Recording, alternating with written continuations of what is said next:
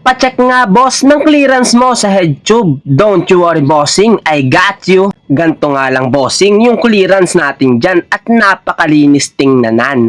Diba, lapat na lapat dahil nga bossing yung ating gravel fork na Koseblo ay niliha ko yung tube. Kasi naman kapag hindi mo niliha yan ay parang nakaangat at nakalutang yung fork mo sa iyong frame. Kaya kung ako sa'yo bossing ay gamitan mo na rin yan ng magical liha at 120 grit nga pala yung ginamit ko para smooth at pino yung ating pagkakaliha. At eto pa guys, meron pa akong isang tip sa inyo. Mas okay nga pala na ilagay nyo yung crown adapter sa inyong headset para naman mas lapat na lapat at maganda yung pagkakalagay ng inyong fork sa inyong frame.